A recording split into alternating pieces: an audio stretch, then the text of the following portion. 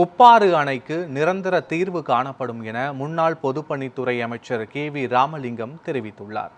திருப்பூர் மாவட்டம் தாராபுரம் அருகே உள்ள தொப்பம்பட்டி பகுதியில் அதிமுக சார்பில் போட்டியிடும் வேட்பாளர் சத்யபாமா தீவிர வாக்கு சேகரிப்பில் ஈடுபட்டார்.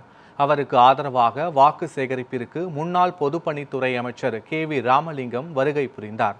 அப்போது பேசிய அவர், தான் பொதுப்பணித்துறை அமைச்சராக இருந்தபோது திருமூர்த்தி அணையில் இருந்து உப்பாறு அணைக்கு பாசன வாய்க்கால் மூலம் தண்ணீர் கொண்டுவர வாய்க்கால் வெட்டப்பட்டு பணி முடிவடையும் நிலையில் இருந்தது என்றார்.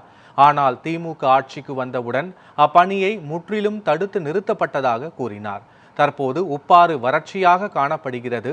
அதிமுக வேட்பாளர் சத்யபாமா வெற்றி பெற்றவுடன் மீண்டும் அப்பணி துவங்கப்பட்டு உப்பாறு அணைக்கு திருமூர்த்தி அணையிலிருந்து நிரந்தர தண்ணீர் வழங்க ஏற்பாடு செய்யப்படும் என கூறி தீவிர வாக்கு சேகரிப்பில் ஈடுபட்டார்.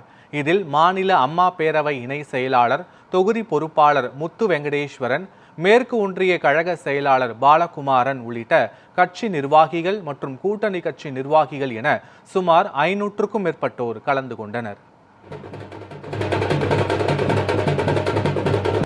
குட்டினா இது உள்ள வராதீங்க.